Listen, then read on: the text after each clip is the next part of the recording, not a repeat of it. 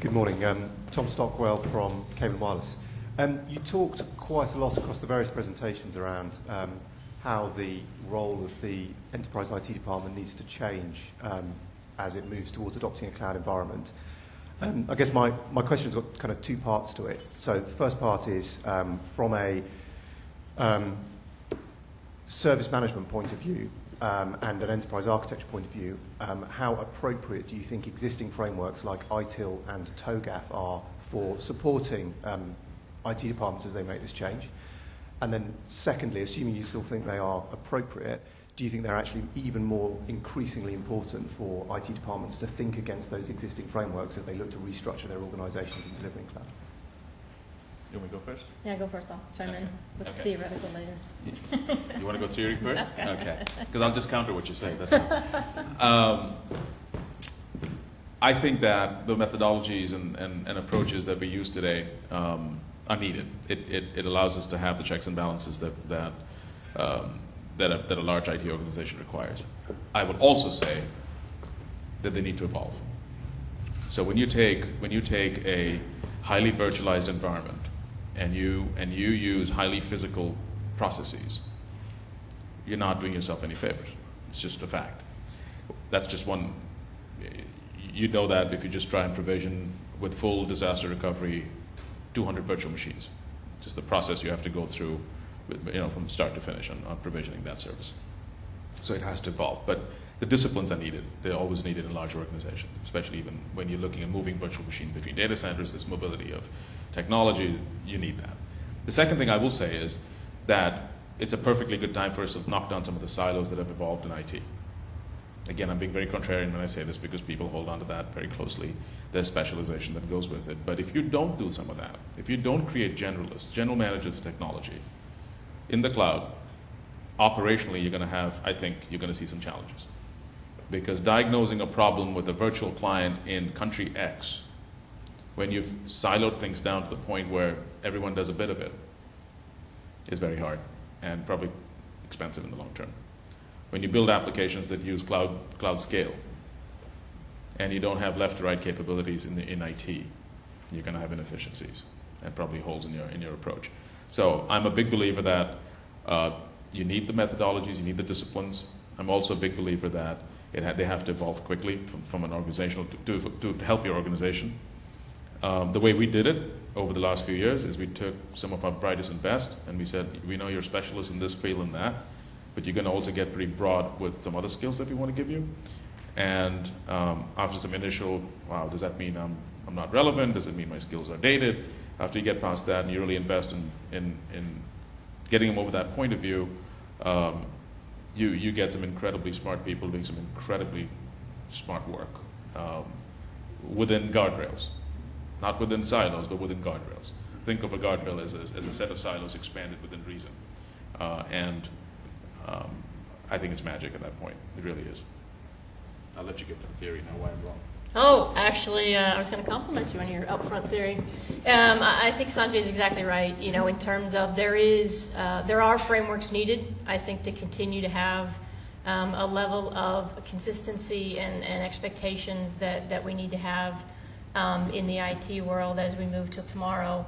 I think the other piece of that is they do need to evolve with the new technology and with the new ways that we're going to be managing our environments. And there needs to be a component of that deals with governance between the various, whether it be your service providers, whether it be your various internal organizations, or how you're going about that really just doesn't exist in the level of depthness, frankly, that it needs to, I think, in the new world.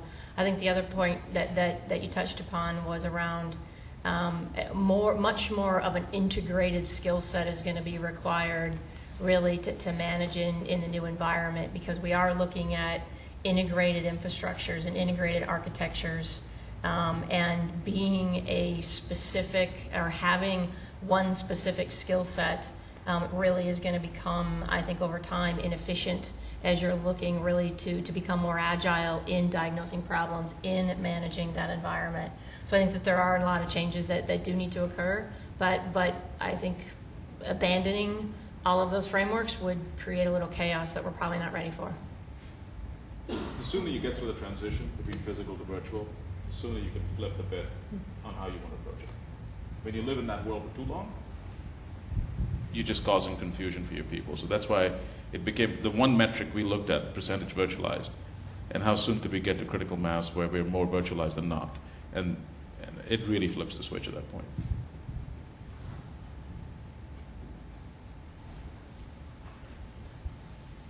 Hello there, it's Vince Powell from CSC.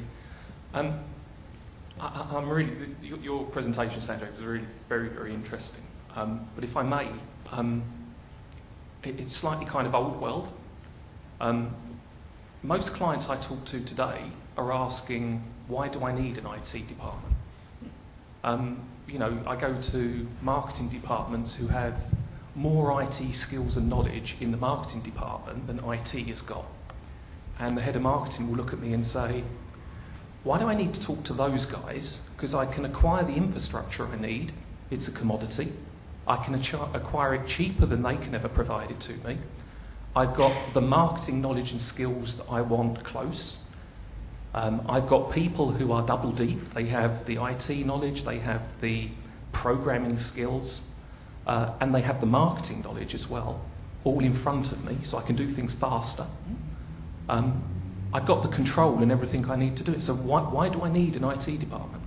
If they have, the risk of sounding flippant, if they have those skill sets, they should do it. I just think that that what I think you're picturizing a little bit is the consumerization of IT. Because we have a smarter demographic of employees, far more capable, far more connected constantly, the ability to create knowledge. They are doing things that classic IT organizations did.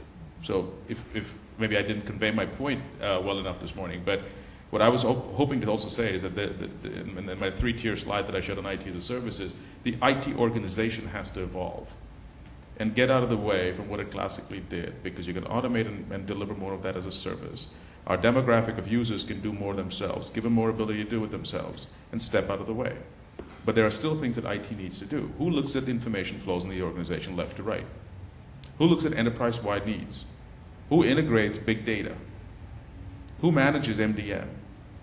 These are fundamental capabilities that IT needs to step up and deal with enterprise-wide and not get stuck in the minutiae of report writing and data cleansing and loading that we've done over the years. That's the evolution of new IT. The go-to-market piece that I mentioned is the interface that IT has to the business. If the business has better IT skills than we do, shame on us. So I was hoping to convey that not only the bits move fast and we've got to digest the bits, but we've got to evolve as to who we are in IT and what we do with the business. Because IT as a service says the business has the choice. The business makes the decision. And I said, they can go off and buy an application that we would classically consider shadow. But bringing it together with governance, managing the risks, looking at the costs, I don't think that's going away anytime soon. So if done right. If you don't do it right as an IT organization, then your value is questioned. That's how I feel about it. I came from the business.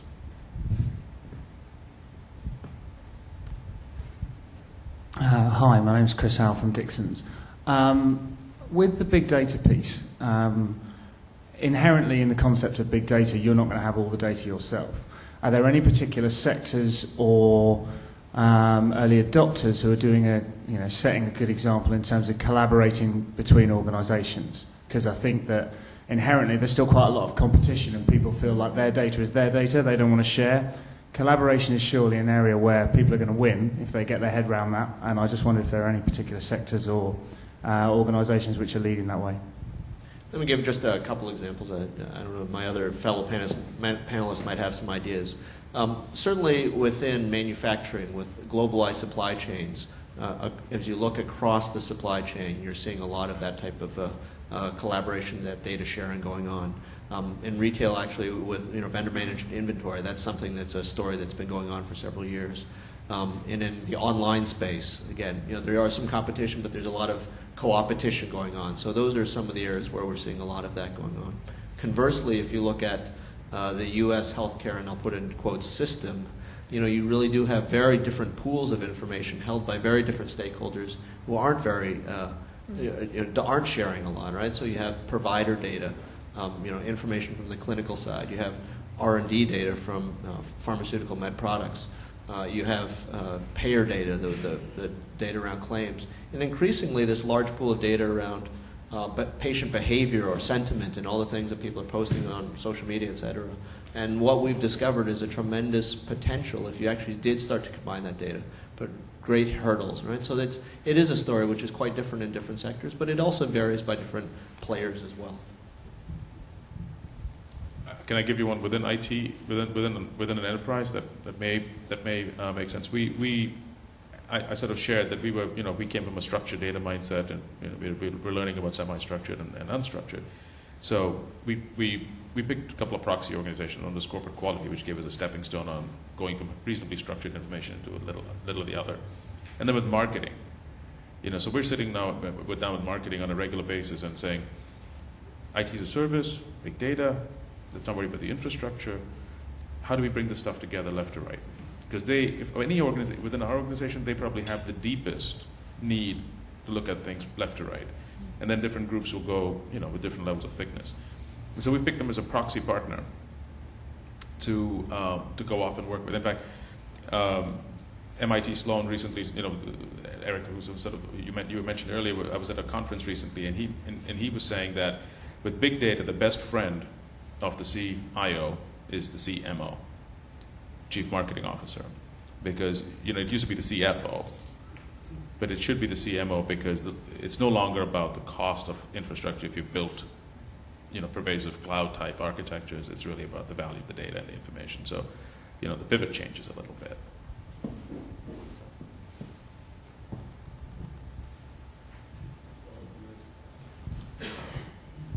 Hi, my name's Ian Massingham. I'm actually from EMC, but that questionnaire from Dixon has just made me think about something there, so I just want to ask your opinion on something. What do you think about the rise of data arbitrage businesses, like a new segment where people actually monetize and create value from brokering information? Is that a business model that you think exists or not? It certainly exists. I think those sorts of business models will continue to innovate, and it's a nascent industry, right? And so some of those models will actually get disrupted. There are some people who believe in certain sectors data will increasingly become a commodity, perhaps because of regulation, et cetera. Healthcare is another interesting example where if a number of providers are forced to provide that information, then that data arbitrage opportunity might disappear.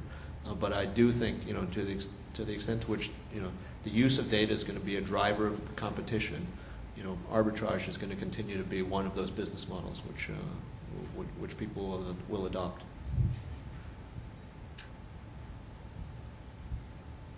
Any other questions?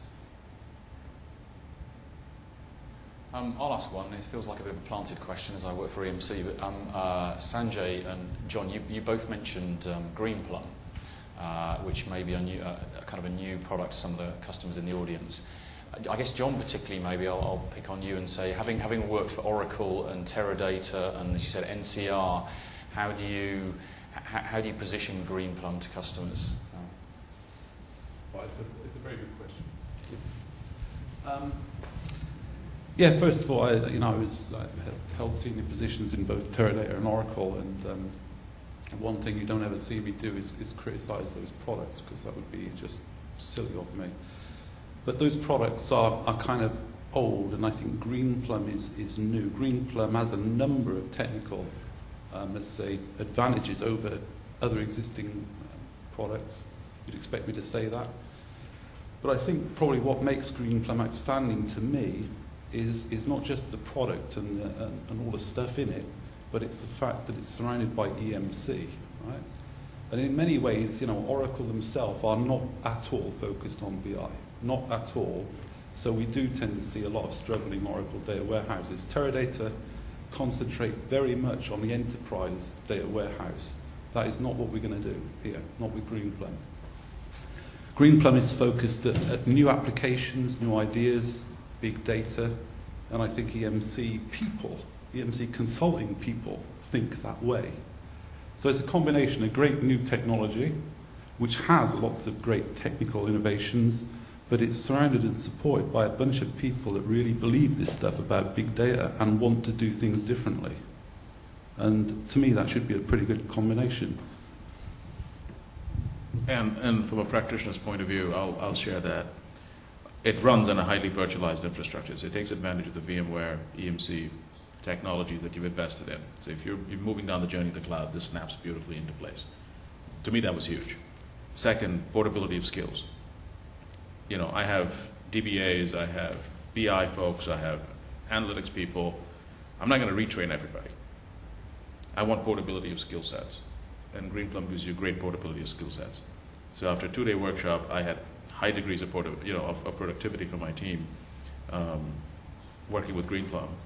And the infrastructure was a no-brainer because it snapped right into what we had. So this, from a CIO point of view, that's additional cost if you don't get it right. And for us, that just worked perfectly with our architecture.